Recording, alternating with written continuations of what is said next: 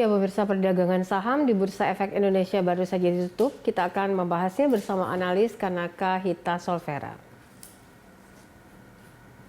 Untuk membahas prospek pekan depan, kami sudah terhubung bersama dengan Wijen Fontus, CEO dari Kanaka Hita Solvera. Mas Wijen, terima kasih sudah bergabung bersama kami.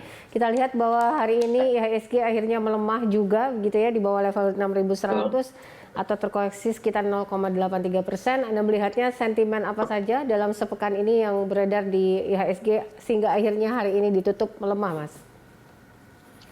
Sebetulnya lebih tepatnya kita kekurangan sentimen positif ya Mbak ya. Meskipun sebetulnya kita tahu bahwa beberapa laporan keuangan sudah mulai keluar ya dari Astra, dari beberapa bank-bank buku tiga juga sudah mulai keluar. Tapi tampaknya sentimen ini yang rata-rata memang kita lihat laporan keuangan emiten Indonesia untuk semester 1 ini year on year memang bagus ya, kita lihat cukup bagus ya, apalagi Q on Q-nya juga cukup bagus. Tapi tampaknya ini kurang menjadi sentimen positif ya, dan kalau saya melihat justru yang menyebabkan koreksi yang terjadi hari ini lebih disebabkan kepada satu kemungkinan besar dan adalah dampak dari COVID ini yang memang sampai sekarang tampaknya jumlah pertambahan penderita COVID ini dari hari ke hari dirasa masih belum cukup rendah ya.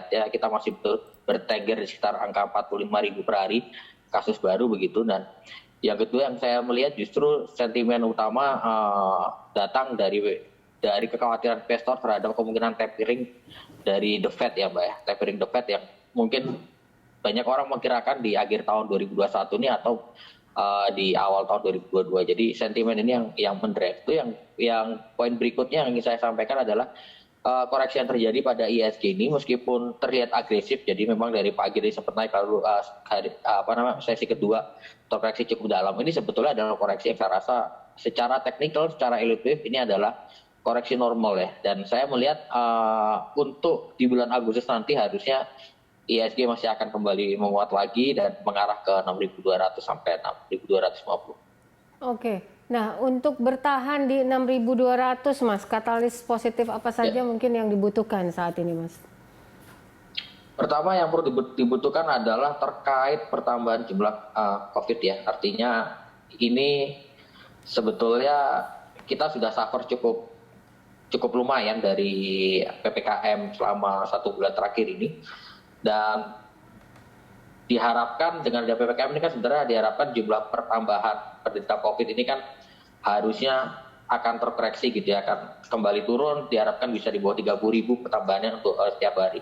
Dan ini yang menjadi perhatian utama dari investor ya. Artinya kalau kita sudah PPKM ternyata kasusnya tidak berhasil ditekan, tentu ini akan menjadi sentimen yang cukup buruk. Itu yang pertama. Yang kedua yang perlu diperhatikan adalah terkait pertumbuhan laba daripada emiten ya, laporan keuangan dari emiten di semester 1 masih banyak yang belum keluar. Tapi kalau menurut tim analis kita ya dari Kanaka, kita melihat bahwa untuk semester 1 ini rata-rata emiten akan mendapatkan pertumbuhan laba yang saya rasa lebih baik daripada semester sebelumnya ya, karena kita tahu kalau semester 1 2020 tahun lalu ini kan kita masih awal-awal COVID dan waktu itu ada PSBB ketat begitu ya, dan tentunya banyak emiten 2020 kemarin yang labanya tergerus dan sekarang harusnya di tahun 2021 ini akan mengalami banyak peningkatan. Jadi saya melihat sentimen penurunan penderita COVID ini juga harus diperhatikan. Yang kedua dari laporan keuangan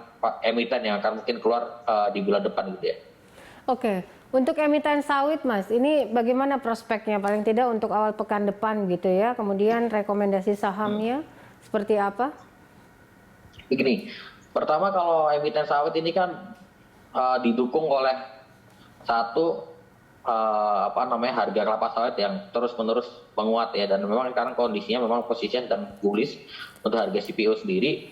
Yang kedua kenaikan dari harga CPO ini didukung daripada Malaysia yang masih lockdown ya, kasus masih banyak sehingga ini menghambat ekspor daripada Malaysia, sehingga otomatis supply CPO di dunia ini akan cenderung melemah begitu ya, karena kalau melemah maka demand-nya stabil, supply melemah maka harga akan meningkat. Tentunya ini yang mendrive kenapa harga CPO ini cenderung menguat ya. Kalau kita bicara demand, saya rasa demandnya belum terlalu pulih, tidak seperti 2 tahun yang lalu ya. Tapi lebih disebabkan supply yang cenderung turun begitu.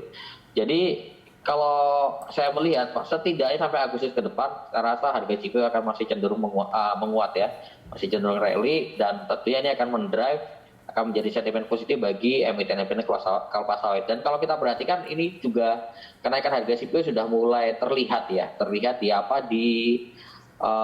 laporan keuangan ALI misalkan yang kemarin naik cukup kuat, lalu ada di SNG yang juga naiknya cukup luar biasa. Dan tentunya tidak hanya 1-2 emiten kelapa sawit yang laporan keuangan akan membaik, tapi nanti laporan keuangan emiten yang lain juga saya rasa juga akan mengalami peningkatan laba yang cukup signifikan seperti itu.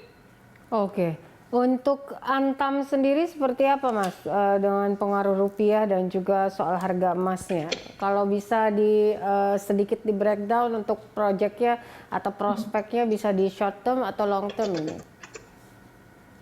Kalau kita melihat sebetulnya kalau dari kacamata kita ya dengan sisi Elliott Wave analisisnya begitu, kalau kita perhatikan posisi Antam ini untuk short term masih rawan untuk terkoreksi kembali lagi ke 2400-an. Jadi ada baiknya bagi yang sudah punya Antam sebaiknya nunggu, atau yang belum punya Antam sebaiknya menunggu ketika Antam turun di 2400 atau di bawah 2400 ya. Untuk short term dia akan cenderung terkoreksi. Tetapi untuk mid term saya melihat potensi Antam ini masih bisa ke sekitar 2900 sampai 3000. Artinya ini menarik untuk dikoleksi ketika Antam terkoreksi, karena kita melihat juga kalau kita perhatikan dengan tren mobil listrik yang dari tahun ke tahun semakin meningkat begitu, ini tentu akan meningkatkan demand terhadap baterai. Otomatis kalau demand terhadap baterai meningkat, ini juga akan meningkatkan demand terhadap nikel. Salah satu produksi dari Antam selain emas kan juga tentu nikel. Tentu ini yang menjadi di highlight. Lalu yang kedua adalah tren dari harga emas sendiri yang dari tahun ke tahun